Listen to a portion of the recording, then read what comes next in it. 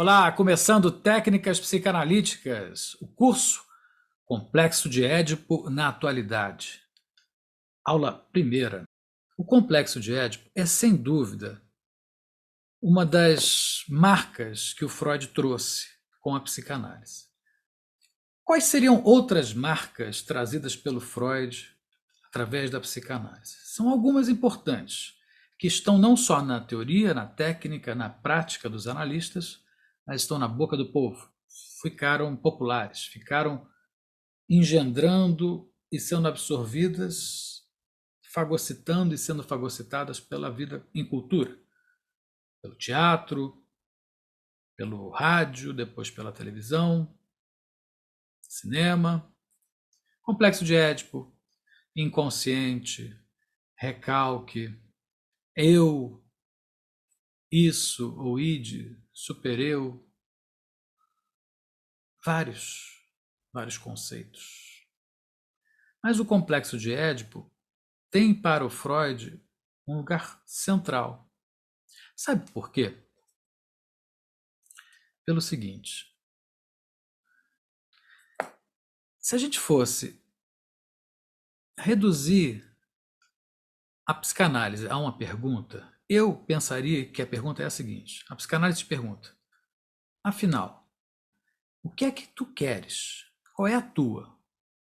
Só que para responder isso, que a gente não consegue, não é tranquilo, vocês vão ver que a gente não consegue dar um passinho à frente, ao lado, atrás, para cima, para baixo, para tentar se definir no sentido do que a gente quer, dar notícias disso. A gente não consegue sem que a gente esteja referido a pessoas e grupos muito próximos. Porque são eles que nos dão elementos de sustentação. Se vocês quiserem, é a família que funciona como uma espécie de espelho. É a escola que funciona como uma espécie de espelho. É a mamãe, é o papai que funcionam como uma espécie de espelho. É a televisão que funciona como uma espécie de espelho. Espécie, um tipo, uma forma. É do Lacan, logo cedo na obra dele, que nós temos um seguinte axioma. Eu poderia dizer que virou um meme. O sujeito recebe a sua mensagem invertida vinda do outro. Essa era a maneira como Lacan começava descrevendo a questão da relação do sujeito com o objeto, o sujeito e a alteridade, e aquilo que ele diz só é escutado porque passa pela palavra do outro e retorna transformado, transtornado, invertido. Ou seja, não é possível pensar o ser humano na sua independência, isolamento, individualidade, porque isso não existe a rigor. Por que não existe? Porque nós estamos espelhados por vários outros. E nós, apesar de termos uma montagem orgânica, duas mãos, dois braços, uma cabeça, assim por diante, apesar de nós termos esse bioproduto e estarmos muito na dependência dele, nós estamos longe de nos restringirmos a uma história de um corpo ou aos limites de um corpo. A língua que a gente fala não é nossa. A gente aluga para poder falar. A gente paga mensalidades, impostos, tributos e assim por diante para poder estar usando a língua. E também vou dizer que, da mesma forma, nós não somos donos dos nossos corpos. O corpo de um bebê, uma criança, ele pertence, ele está sob a custódia, o pátrio poder de pai e mãe. Então, quem é que faz a gestão do corpo da criança? Quem é que faz a gestão do processo de humanização, de socialização, de escolarização de uma criança? Quem conduz são os responsáveis. Então, se você tem os responsáveis que falam uma língua e vão ensinar a pequenina ou pequenino a falar uma língua e a se portar, e vão acalentar, vocês hão de convir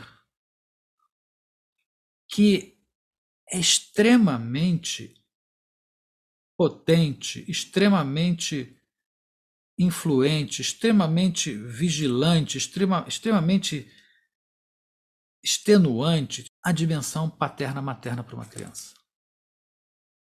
Se eu digo a vocês que a psicanálise poderia se colocar como aquele dispositivo que vai perguntar a você o que é que você quer. Tá, mas o que é que você quer? E o que é que você quer? E aí, o que é que você vai fazer? Para onde você vai?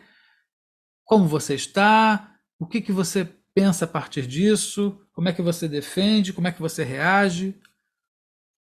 A gente vai desdobrando, evidentemente, mas eu diria que a primeira é: o que você quer?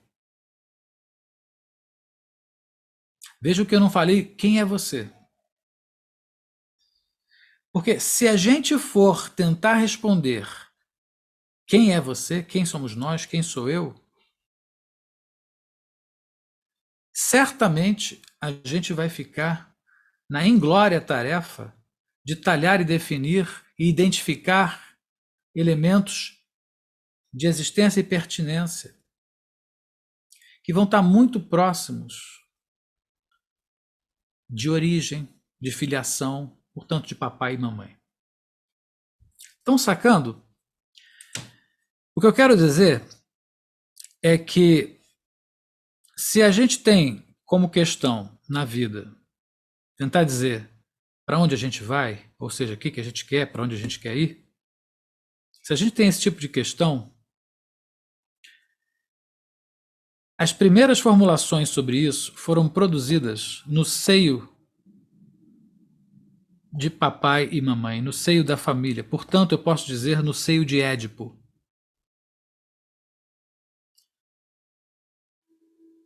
Vejam qual a questão do Freud com seus pacientes. Era tentar criar condições para que houvesse um entendimento daquele sintoma ou daqueles conjuntos de sintomas que eram curiosos, podiam ser teatrais, podiam ser bizarros, podiam ser miméticos em relação a outros sintomas, podiam estar imitando outros sintomas, mas não estavam em nenhum lugar definido como patologia ou psicopatologia.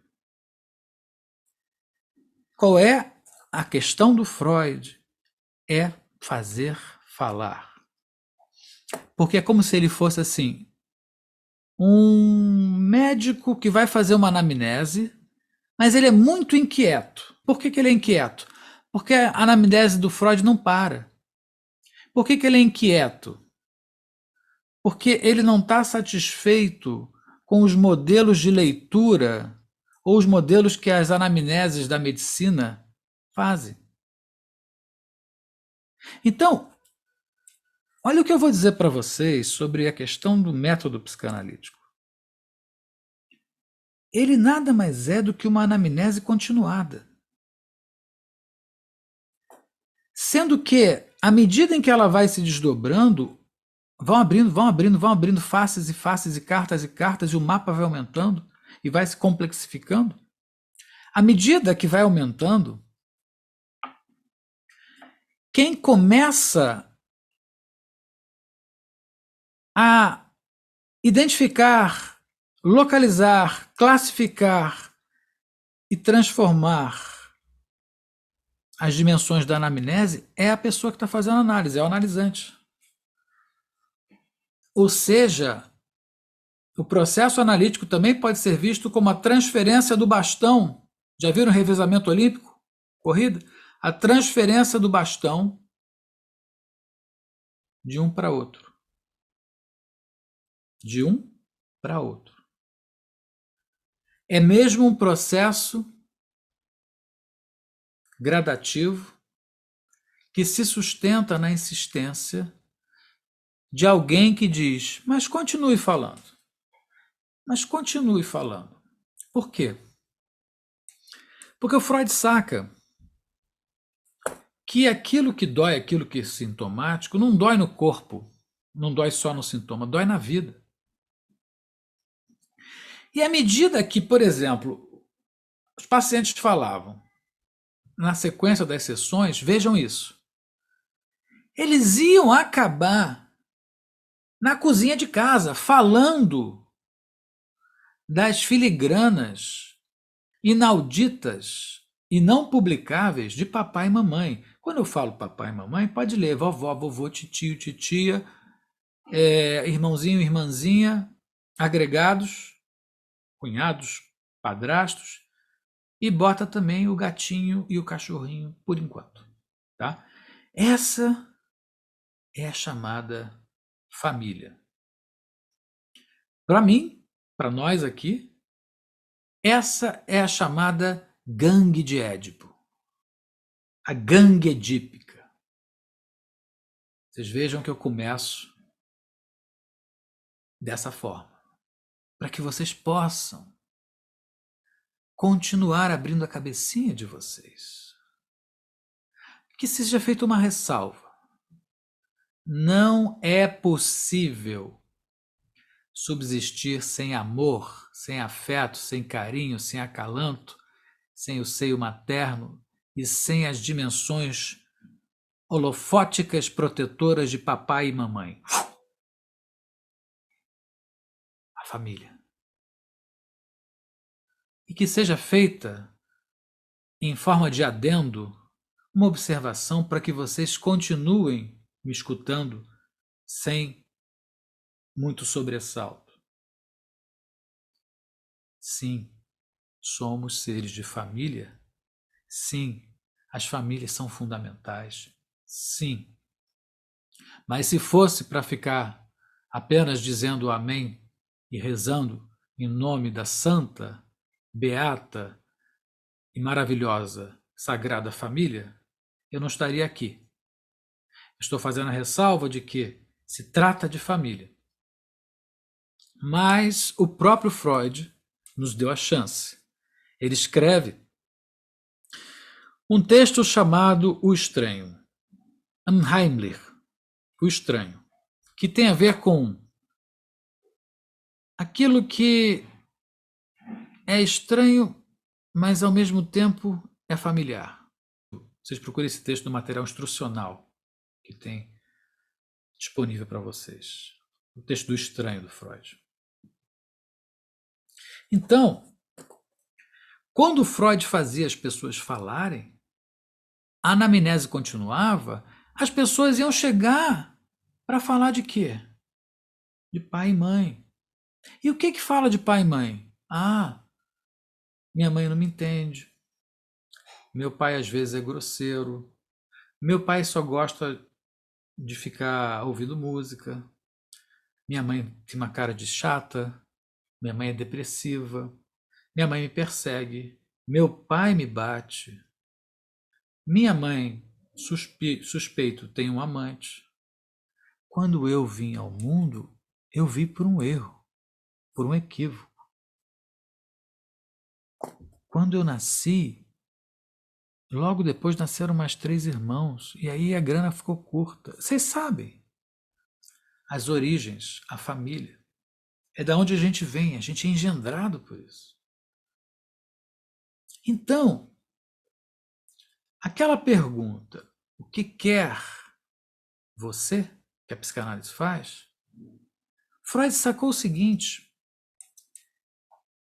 que a relação que a pessoa tem com a mãe e com o pai é muito mais ampla, muito mais complexa do que se pode se pensar. Ou seja,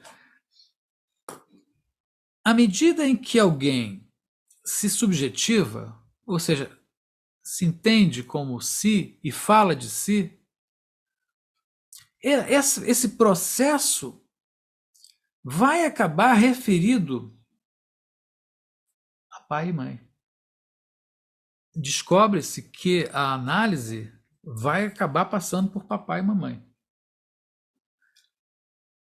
Então ele vai ficar escutando, ficar escutando. Uma das primeiras coisas que acontece é as chamadas histéricas, era a maioria de pacientes mulheres, terem uma fantasia recorrente, que o Freud considerava traumática, que era de ter sido molestada pelo pai. E o Freud começou a desenhar a teoria dele sobre esse episódio. Ou seja, as pacientes todas, quase sem exceção, lembravam durante a análise de que haviam sido violentadas, molestadas pelo pai. Só que houve uma época em que o Freud caminhou e falou: opa, isso não é possível, não é bem assim.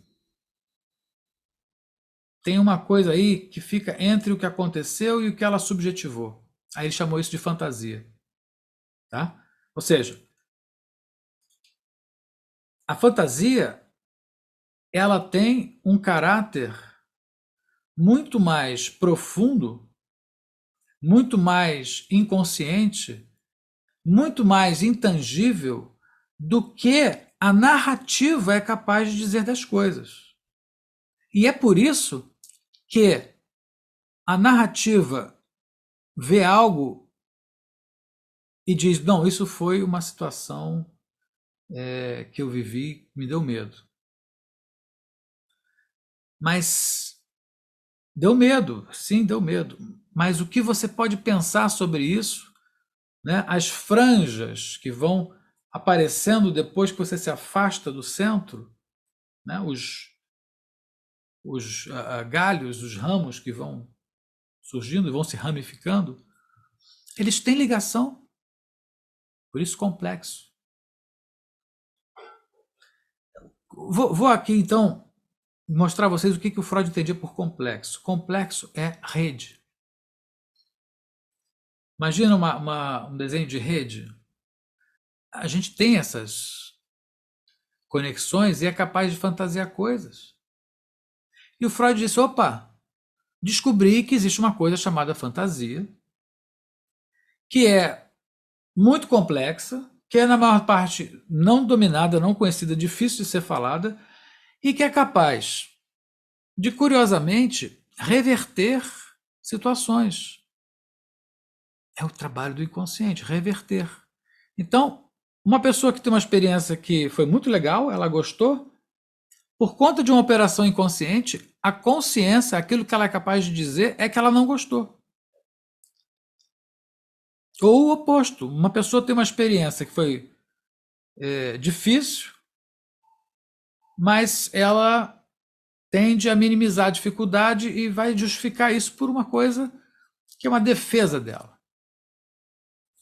Então, senhoras e senhores, o que acontece é que, se o Freud imagina que o psiquismo humano é muito maior do que a gente consegue dizer dele, a gente consegue saber e falar, é fato que os sintomas das pessoas, o mal-estar das pessoas, o sofrimento das pessoas, pode estar completamente fixado num tipo de realidade, num tipo de recorte de realidade, num tipo de construção de visão de mundo, num tipo de adesão a uma série, por exemplo, de ideias, ideologias, e aquilo vai montando uma sintomática muito sofrida. Quando a gente tem esses núcleos, é quando a gente tem a coisa mais consciente, mais concentrada, em que a coisa está acessível. Mas ele se ramifica E aí você tem, por exemplo, núcleos que estão à distância, mas você vê que eles estão todos interconectados. Isso é o complexo. Essa é a ideia de complexo. Tá? E o complexo de Édipo é uma dessas galáxias onde a gente vive. Não é a única, mas a gente tende a ficar viciado nela. Por quê? Porque ela é muito forte, ela é muito potente. O complexo de Édipo é toda a dinâmica que envolve a nossa forma de entender de onde a gente veio, aonde a gente está e para onde a gente está indo. O complexo de Édipo ele está distribuído de acordo com os tributos que a gente paga a pai e mãe, com as relações que a gente tem com o masculino e o feminino, com as relações que a gente tem com o sado e o masoquismo, com as relações que a gente tem com qualquer polaridade. Por quê? Porque o complexo de Édipo, ele supostamente fala de pai e mãe. O amor que se tem pela mamãe e o temor que se tem do papai. Mas convenhamos que pode ser o inverso. O amor que se tem pelo papai e o temor ou horror que se tem pela mamãe. Mas também pode ser assim: o horror que se tem pelo papai, o horror que se tem pela mamãe e o horror que se tem por si próprio. Também pode ser assim: o medo que se tem da mamãe, porque a mamãe é muito forte. Cadê papai? Papai não tá. Papai não tá? Bebê fica fraco. Bebê fica fraco, mamãe é muito forte. Aí você começa. Essa lalação que vai se produzindo desde das balbúcias, né, das línguas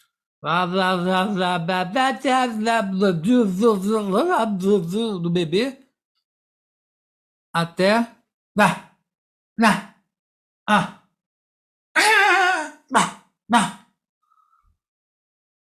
essa construção, essa apropriação da língua, construção de caminhos e redes e teias de consciência, ela vai passando por várias nuances.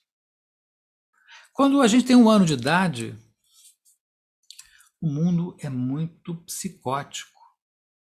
E está tudo bem, que a mamãe está ali para garantir. Por que o mundo é muito psicótico? Você não entende nada. Você fala e acha que vai acontecer e tem uns sons, e tem umas coisas, e tem calor e frio. E o eu não está ali. Né? Então essa experiência ela vai se complexificando. Mas, poxa, eu lembro que era o peito, era o seio, era o leite, era a sensação de saciação da fome, era a mão, era a mãe, era o cheiro, era a voz. Gente, o que é uma mãe para uma pessoa? Gente, o que é uma mãe na sua vida? O que é ser mãe a partir de outra mãe? O que é não ser mãe? O que é não suportar a mãe? O que é perceber aos 5, 6 anos de idade que a mãe puxa o tapete para você cair? Aos 10, 11, que a mãe quer saber de tudo. Aos 13, perceber que a mãe tem uma certa inveja de você. Aos 14, 15, perceber que a mãe compete com você. E aos 18 perceber que a mãe está roubando as suas roupas para sair por aí.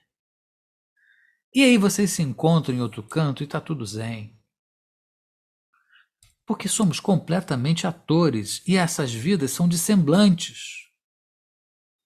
É isso. É essa a dimensão freudiana. Essa vida que a gente leva é pura multiplicação de semblantes.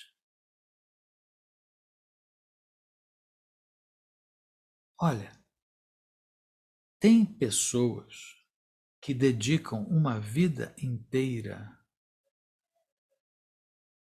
a atender a demanda da mãe. Ou que vão sofrer a vida inteira escolhendo pessoas para reparar alguma coisa mal vivida com o pai ou com o pai e mãe.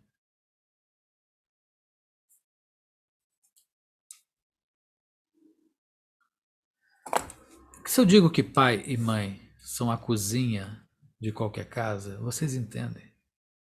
É onde se produz o sustento, a sustância, o sustagem. É onde se produz o susto. É onde se produz o surto. Por isso que falam, né, que a cozinha tem aquela coisa de as pessoas vão chegando e vão conversando, e vão pegando uma comidinha e vão se olhando. Os recantos da casa. Por debaixo dos panos, por debaixo da mesa. Por debaixo da mesa. Ainda mais aquela mesa de domingo que vinha os agregados. Como é que é isso? De dormir na mesma cama que a mãe, o pai. Como é que é isso de dividir quarto com irmão e irmã, de dividir cama, dividir banheiro? Como é que é isso de ver do seu lado uma pessoa que deseja, que tem vida ativa? Como as pessoas se relacionam, como elas se posicionam e como isso vai moldando quem elas estão sendo, para onde elas estão indo, o que elas não estão vendo. E a sacada do Freud é dizer que cada um de nós tem uma história, romance. Cada um de nós tem um romance com papai e mamãe. Cada um de nós tem uma dimensão imperativa, até um certo ponto, chamada Édipo. Eu ainda não entrei no mito e não entrarei por completo hoje. Farei isso na aula que vem, para que vocês possam ler com tranquilidade, não só o Édipo Rei, mas com o material que a gente está disponibilizando.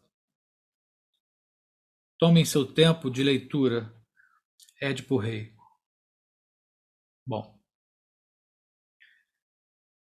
como é que é isso de ver papai e mamãe se beijando, papai e mamãe brigando? Como é que é isso de ver papai trapaceando, falando com a amante, de ver mamãe olhando para o amigo do papai, de ter o amigo do papai importunando, fazendo perguntas, gracinhas de um parente, olhares, segundo as intenções. Estamos em família, gente. Os vizinhos que às vezes apareciam, os agregados. Isto ferve. Estamos só mãe e filho. Ora, não atrapalhem. Quando estamos só mãe e filho, acendam a vela e segurem. Porque mãe e filho juntos não falta quase nada. Então vocês vejam que tem muita atração humana, quando a gente vê da perspectiva de dentro da gente. Papai e mamãe vieram antes, me fizeram, olha que coisa legal. É gente muito competente, gente. É gente que batalhou. Eu quero ser igual a eles. Eu quero batalhar igual a eles.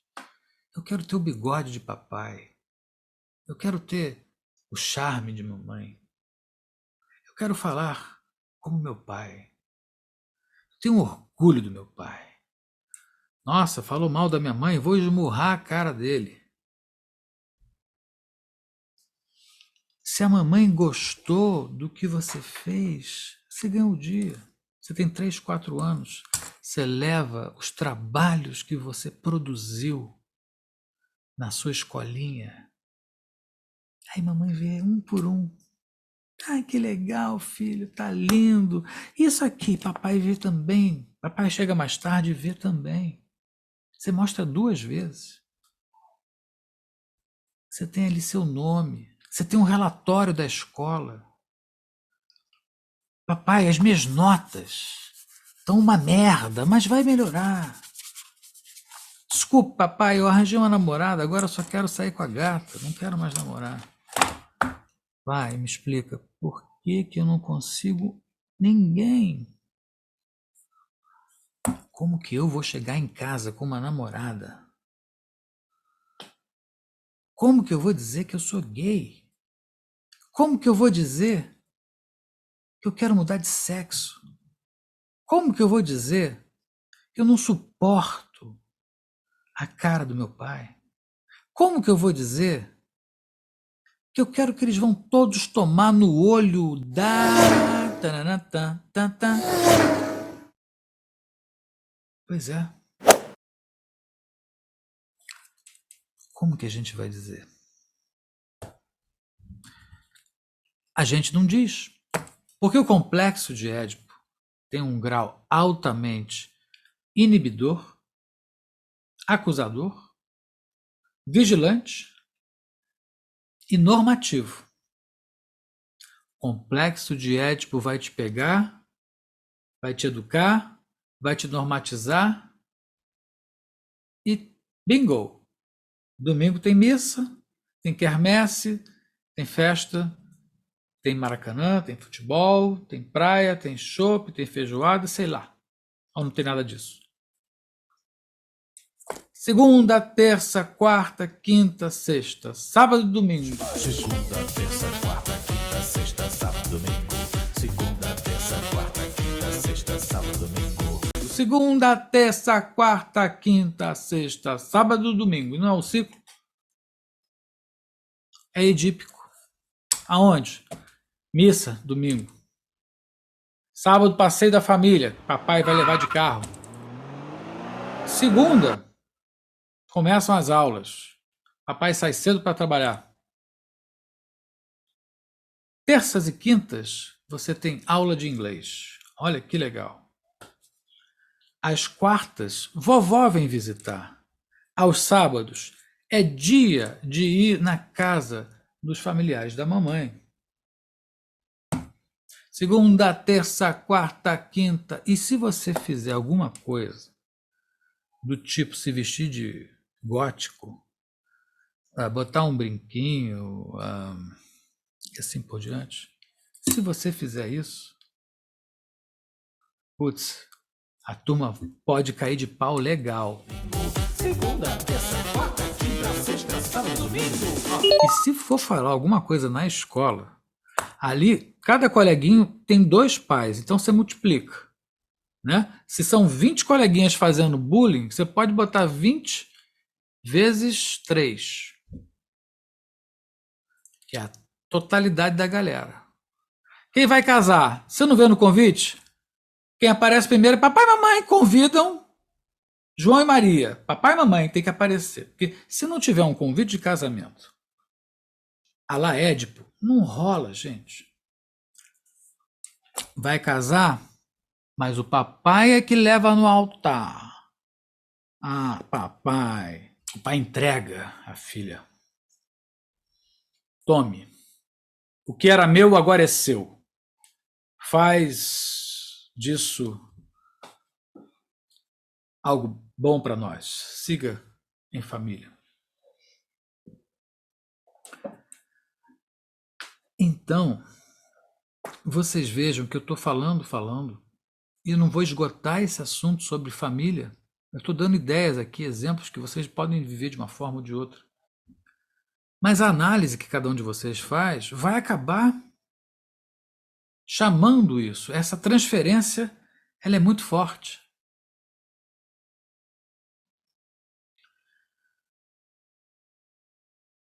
O Freud realmente começou a dizer o seguinte: olha, todo menino vai olhar para a mãe e vai desejá-la. E ele disse, no começo ele falou, e a menina vai fazer o oposto. Vai olhar para o pai e vai desejá-lo. E o complexo de Édipo passou a ser essa historinha daquela criança que vinha toda esquizoide, né? Que tinha lá seus momentos de prazer, as mamadas, os banhos, as brincadeiras, mas nada tão assim organizado. Vai passando o tempo, vem o narcisismo, dá uma organizada, começa a surgir uma noção de eu, 1 ano e 6 meses, se funda o estádio do espelho narcisicamente potente para fazer você já se alinhar com o outro na tua caminhada para falar. Você começa a falar a língua da tua mãe, a língua materna, Édipo. Né? A transa maior é a transa da língua. Quer dizer, você será salvo se você aprender a língua. Claro que dá o acalanto, claro que dá o leite, mas tem que dar a língua materna. Essa que a gente fala. Porque é só essa que vai te trazer para o Édipo. Só essa que vai te trazer para os entendimentos. Veja, vocês podem começar a escutar sonidos, ressonâncias patriarcais, masculinas, centrofálicas. Vocês começam a escutar o quê? Sonidos de heterossexualidade normativa. Era isso. Olha, o Freud, em 1900, quando ele funda a psicanálise, o livro dos sonhos, ele vive mais 38 anos. O Freud, a genialidade do Freud foi ter trazido essa miscelânea, essa confusão que se estabelece por conta da predominância da língua, sobretudo quando ela é feita e refeita em linguagem. Ou seja, o Freud lá com os sonhos, com os mecanismos de formação dos sonhos, com as formas de defesa da neurose, com a sexualidade infantil, com o complexo de Édipo, falou, ó, gente, a coisa é muito mais imbricada, complexa do que vocês imaginam. A gente está hiperconectado e cada forma de hiperconexão dá um tipo de resposta e tem uma organização. Ela pode ir por aqui, pode ir por ali. Ele enxergou. Mas o que ele enxergou são essas inervações que articulam corpo e palavra, que são do domínio materno-paterno. Não é à toa que a mãe e o pai dão a grana, sustentam. Aquilo para eles tem valor de transmissão. Valor de transmissão, cumprindo uma espécie de missão, transmissão, cumprindo uma ordem, talvez divina, talvez extraterrena, talvez qualquer ordem outra. Continuar, dar sequência, engendrar. É um momento de gratidão profunda, de reconhecimento profundo, de consciência cósmica. É o momento de subida, de leveza, mas que se perde porque dali a pouco a dor é enorme. Porque não há quem vá chegar no êxtase, no auge, e permanecer por muito tempo. Você dá só uma esbarrada e desce. E a maternidade, o engendrar uma criança, tem essa potência. E pode ter o oposto, tá? Como qualquer coisa do inconsciente. O inconsciente é o grande opositor do mesmo. Então, essa sacada freudiana mostra o seguinte: qualquer pessoa que queira ir além, que queira ser independente, que queira inventar, criar, que queira poder escolher fora de certos modelos, essa pessoa vai ter que desafiar o Édipo.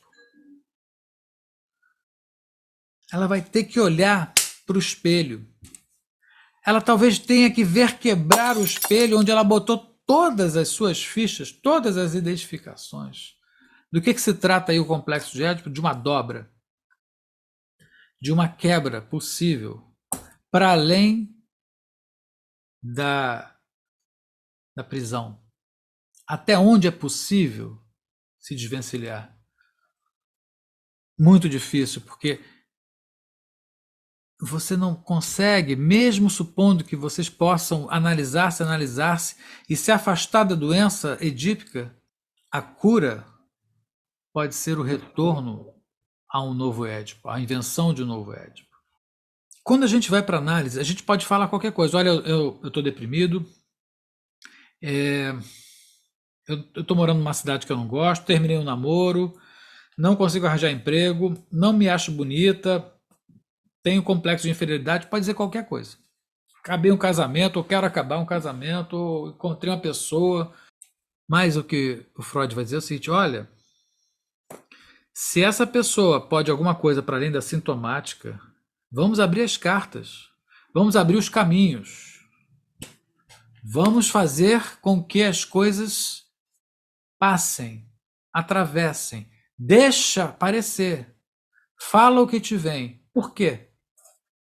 Porque o que vai ser passível de escutar é onde essa pessoa está encalacrada, emperrada, sofrida por instâncias vigilantes, reguladoras, punitivas, que cobram caro pelo seu desejo, que exploram, ou que hiper cativam, hipernutrem, ou de uma certa maneira criam dependências. São esses os elementos tóxicos. São esses os elementos que fincam alguém num ponto de fixação, que tornam alguém neurotizado. Mas a chave do comando disso tudo está no coração da família que você constitui, que está em você, que você atende, responde, obedece por ela.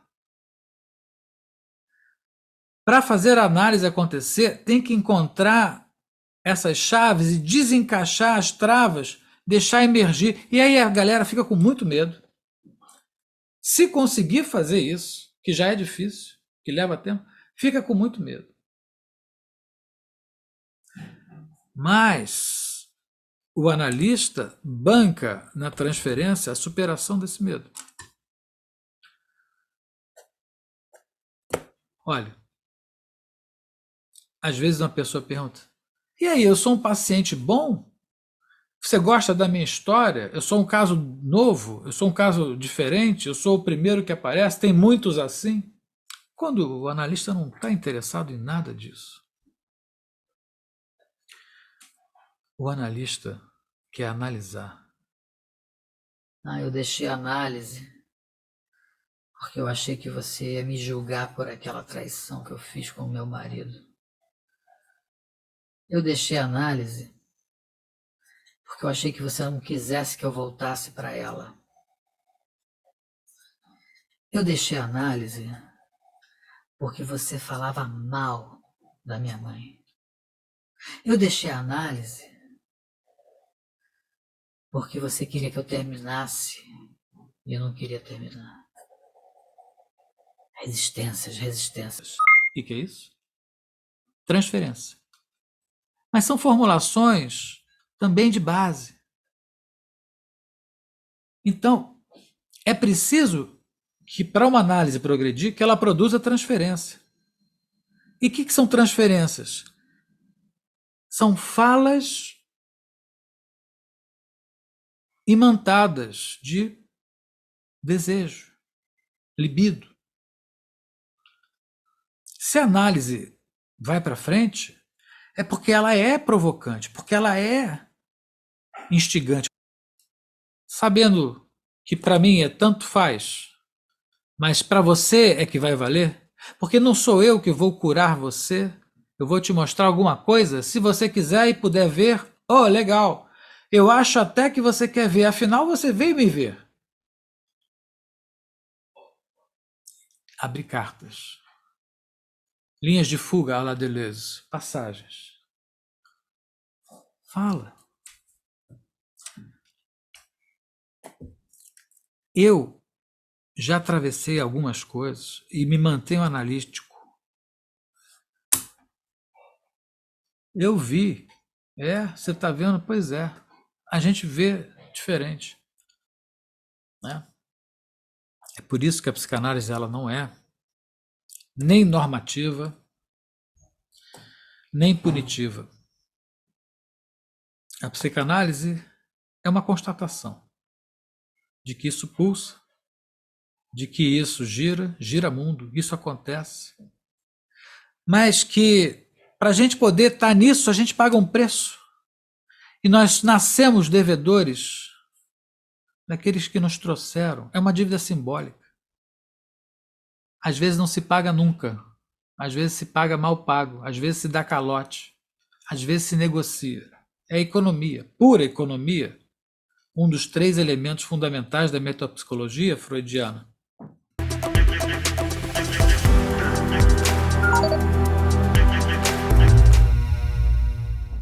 Oi, boa tarde, professor. Gostaria de agradecer pela aula, muito elucidativa. É só a respeito de um exemplo, o senhor foi dando um exemplo aí já no final da aula, dizendo, tem analisando que fica questionando o analista, perguntando o que é que você acha de mim, o que é que você pensa de mim. Isso é algo que acontece muito na minha clínica, eu intervenho de algumas formas, mas eu fiquei curioso para saber como é que o senhor costuma intervir quando acontece esse tipo de situação. Ótimo, Jonathan. Muito boa a colocação, pergunta. Eu vou fazer uma resposta bem ampla, porque é uma questão importante. Vamos lá. Vocês sabem que existe uma espécie de estereótipo do analista? Eu diria que existia e que perdurou por muito tempo. O primeiro estereótipo do analista era principalmente de uma pessoa calada, estranha, da qual, analisando, nada poderia saber a respeito, nada saberia. Por que aconteceu assim? Vamos lá. Porque se o analista fala muito dele, ele toma a cena da construção. E exatamente a ideia é que, como eu falei hoje, a anamnese passe o bastão, a transferência atravesse e o bastão fique na mão do paciente, do analisante. Que ele fale, não que eu fale. Aí você já pode perceber o seguinte, que eu não apareça, que eu não esteja, para que você tome a cena. Por que se cala o analista? É porque ele é antipático? Não. É porque ele tem o ofício, ou como ofício, permitir que você desfile, que você vá às últimas consequências com a tua questão, com o teu pensamento. Então o analista é mais na dele, e se ele ficar falando muito dele, ok. E por que que o paciente nos faz perguntas? Quer saber da gente, quer saber de nossa intimidade, quer saber curiosidades? Ou então pergunta: o que você acha de mim? Como estou? Como não estou? Se gosta disso? Essas colocações são a convocação do objeto na intimidade, de um cruzamento com o objeto, e portam angústia, e uma angústia de não suportar o não saber. Se o analista responde essas perguntas com facilidade, se ele se dá a atender às demandas das pessoas, ele, num primeiro plano, supostamente ele está alimentando, nutrindo aquela pessoa. Mas ele também está emperrando a própria análise. Ele está resistindo. Porque nós temos que trocar. Eu tenho que mostrar a você como é possível trocar diferente. Mas a gente não consegue se você quiser ficar entrando na minha intimidade, querendo diretamente uma conversa, porque a psicanálise desvirtua a conversa, desvirtua essa aproximação muito íntima. Ela permanece como uma chama aquecendo a produção de quê? De mais conteúdo, do inconsciente. Então, se alguém me pergunta uma coisa, eu posso simplesmente ficar na minha, ou devolver. Mas por que você pergunta isso? Ou eu posso dizer, ou eu posso dizer a resposta que eu tiver. É porque não tem assim uma regra de conduta. Mas é preciso que haja um certo estrangeiro entre um e outro, paciente e analista. A maioria das perguntas são demandas, e a maioria das demandas são para não ser atendidas. O psicanalista não é serviço ao consumidor. O psicanalista, ele desmonta uma identidade consumidora para entrar a dimensão do sumidora, ou do sumidor, e para passar para outros cantos. É essa tessitura de uma engrenagem que coloque alguém um pouco além da hipnose edípica familiar. Ter dimensões extrafamiliares, hiperfamiliares, não familiares, infamiliares. Se alguém me pergunta, o que você acha, eu estou bonito? Raramente me perguntam isso. Mas eu posso dizer,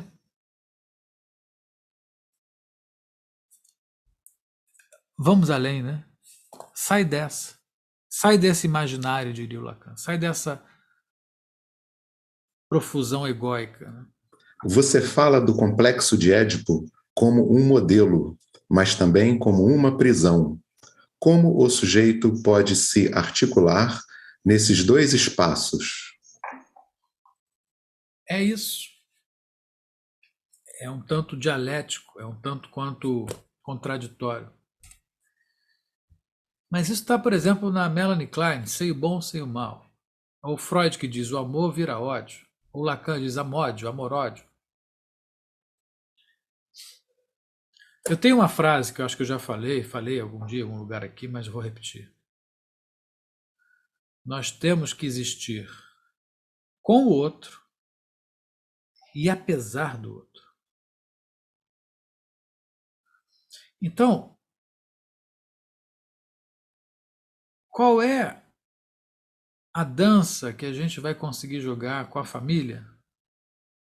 E a família pode ser eu e minha esposa, por exemplo. Qual é a dança que a gente vai fazer com a família para que ela não nos fumilhe ou nos fulmilhe? O que é você ser fulminado? O que é você ser tomado, sequestrado?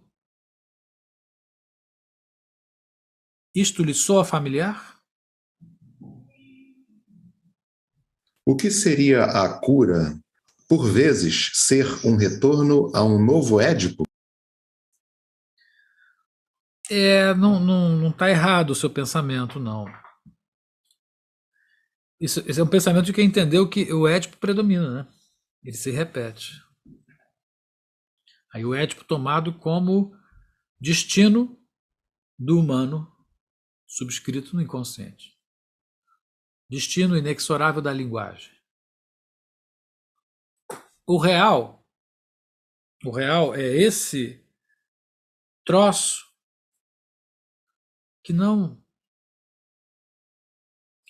nos diz, que não nos explica. E em fazendo isso, não faz nada.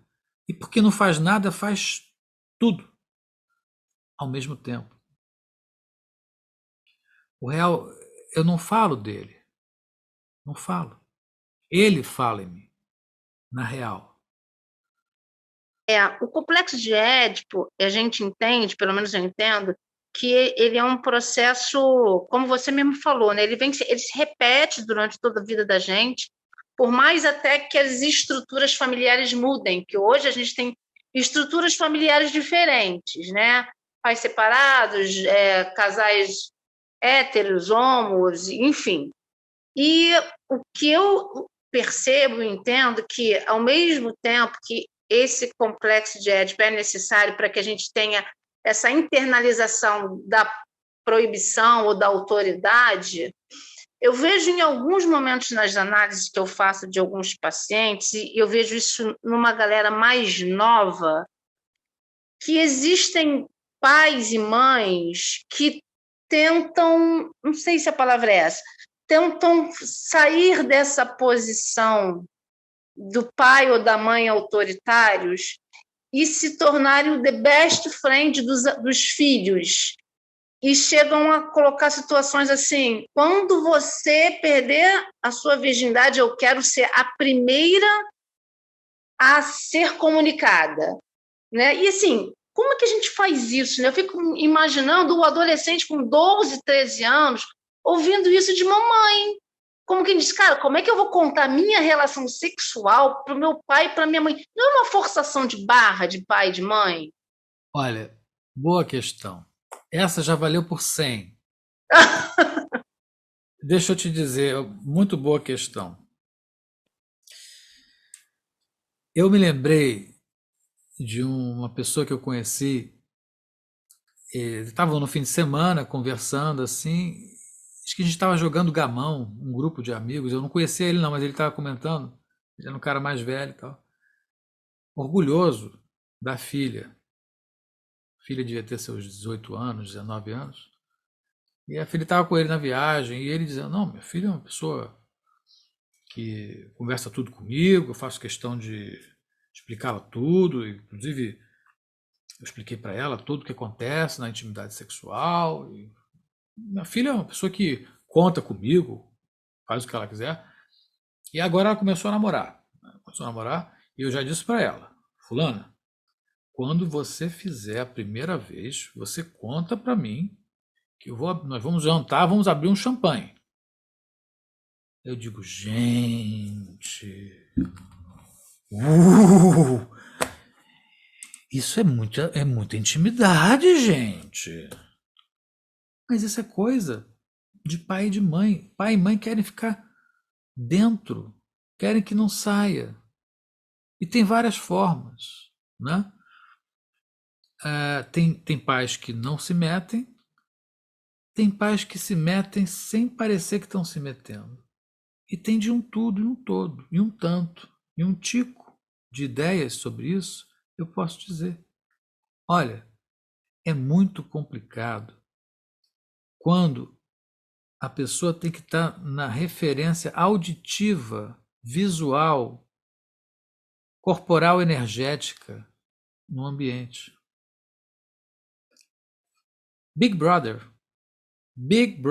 desses reality shows.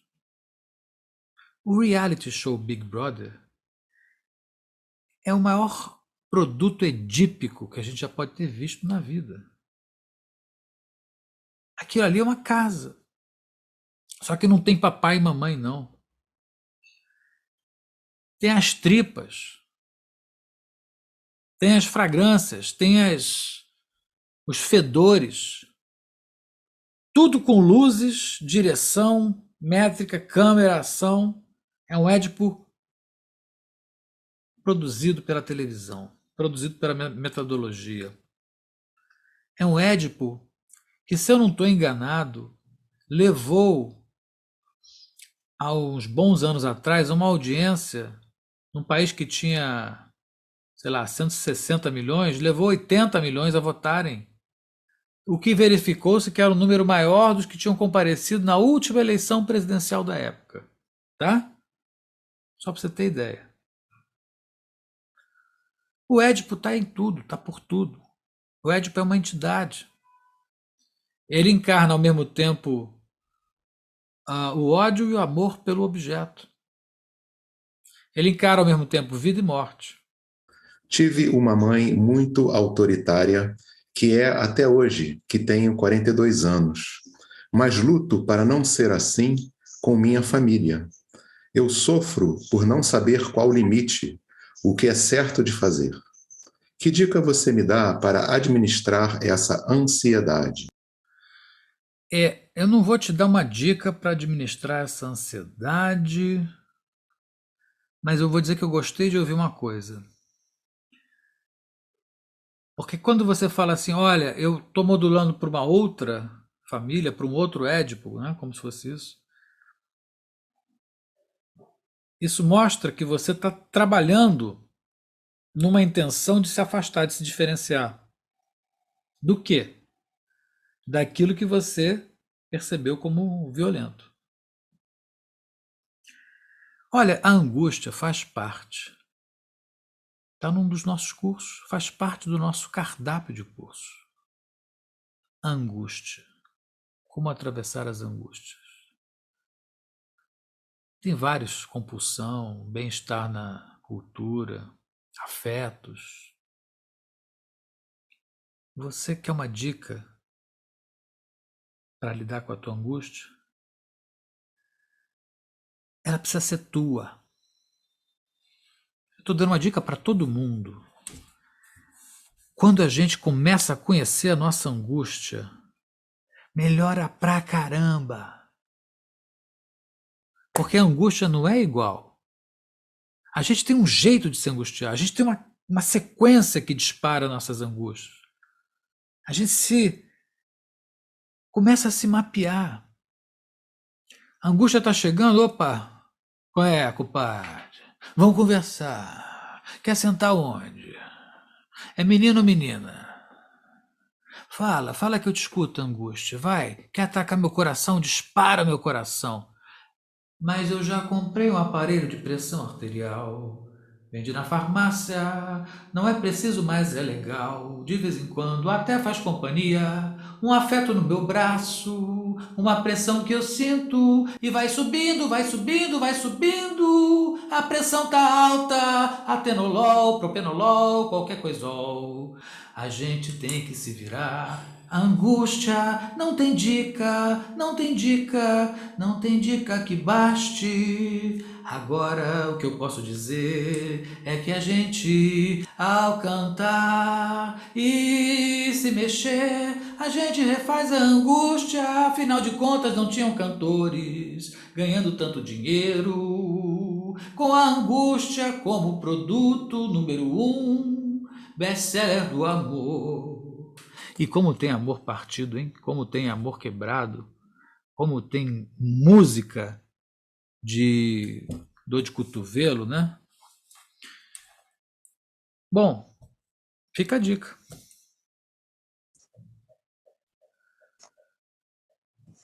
Tá. Mas você está querendo saber especificamente no Lacan? Tá.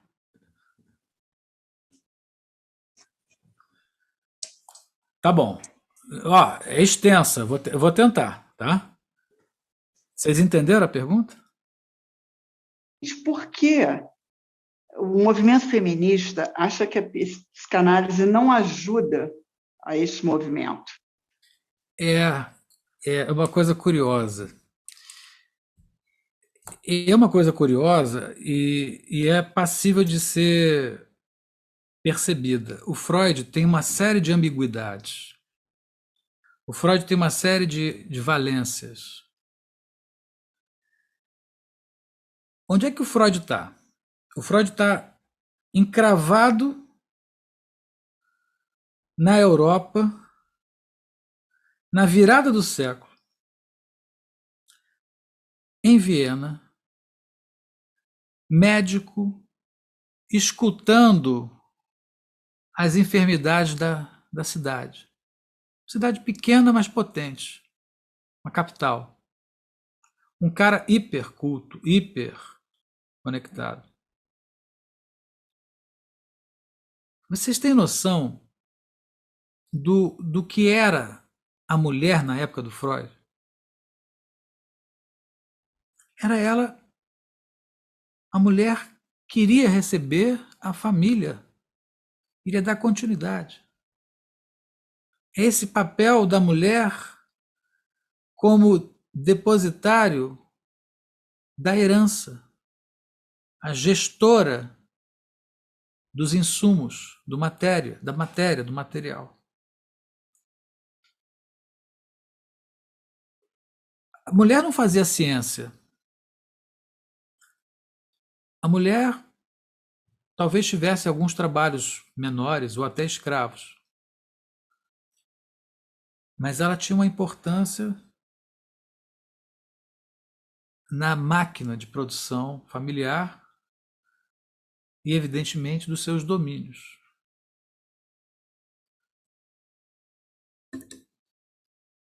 Essa época é uma época em que não havia o sufrágio universal. Essa época é uma época em que a mulher chamava o marido de senhor meu marido. Freud é dessa época, em que a mulher não podia exibir seu corpo nu diante do marido, havia um constrangimento, circunstâncias em que se fazia sexo com lençol,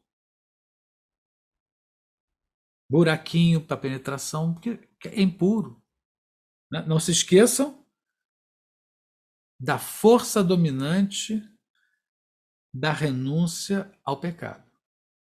Sendo que o pecado vai ser letrado aonde há prazer, etiqueta pecado.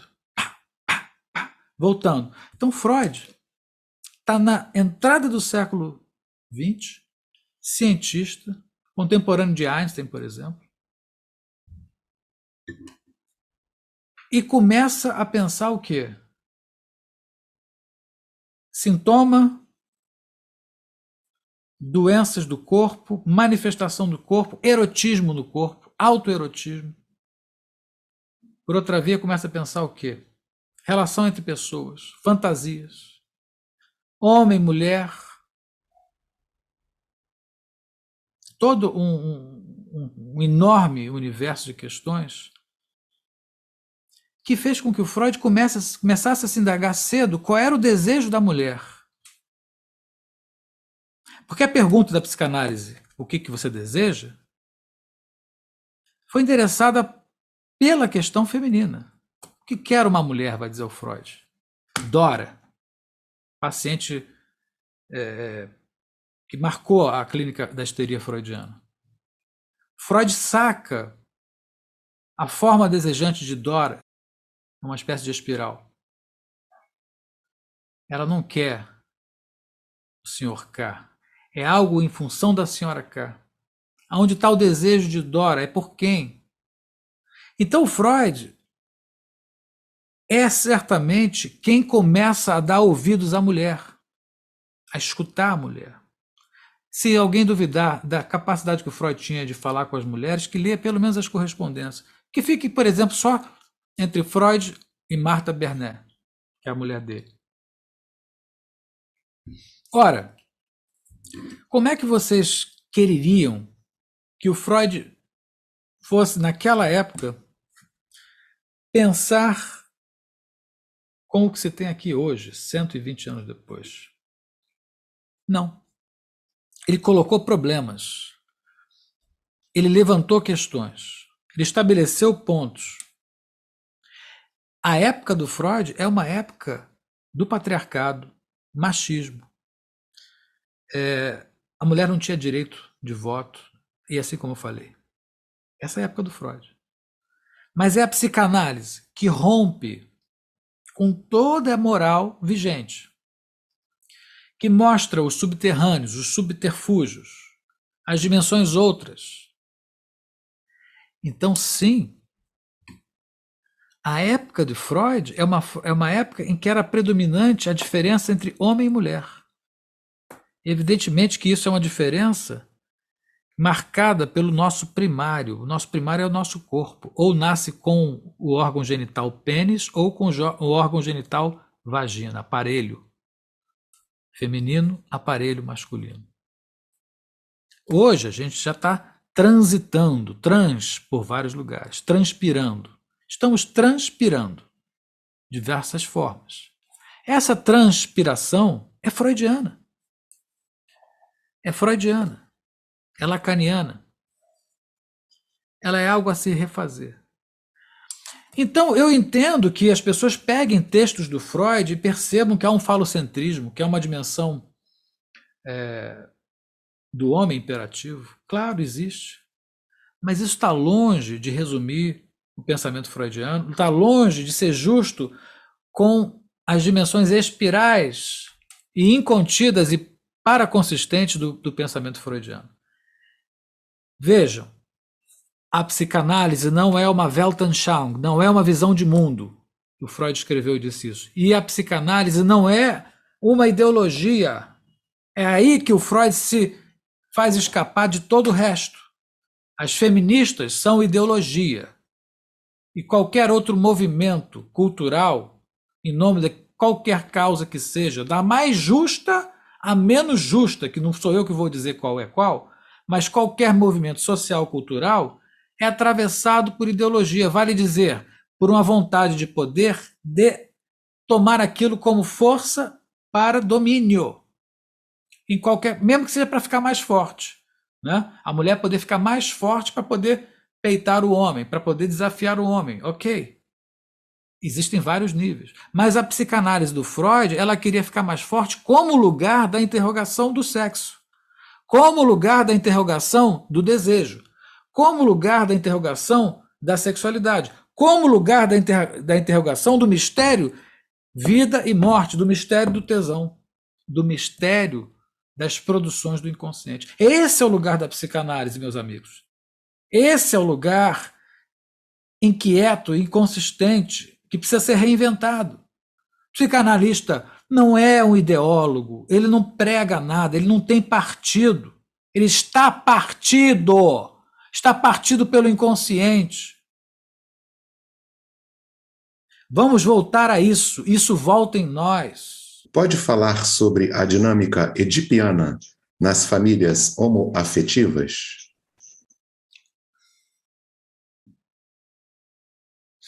Olha,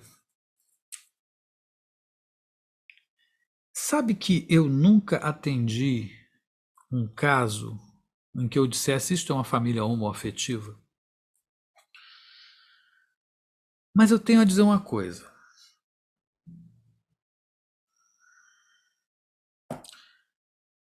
As famílias tendem a ser homogêneas porque elas precisam ser homogêneas. O comportamento familiar é um comportamento de proteção do grupo,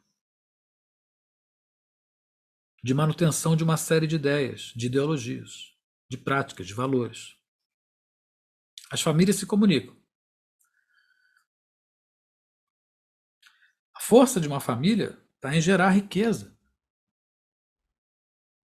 está em gerar conhecimento, está em gerar propagação. Mas as qualidades mudam.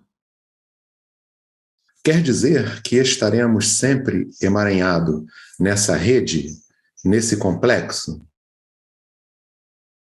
Sim, mas ela muda de figura, né? Às vezes você faz uma viagem, vai morar numa outra cidade, conhece outras pessoas, conhece outros costumes, aprende outra língua. Isso acontece muito com a pessoa que casa com um estrangeiro, sai do país. Não é que os ciúmes, as traições, os controles, as vergonhas, as morais vão mudar, não. Mas é que algumas configurações podem ser diferentes, umas opções, aí a gente vai montando.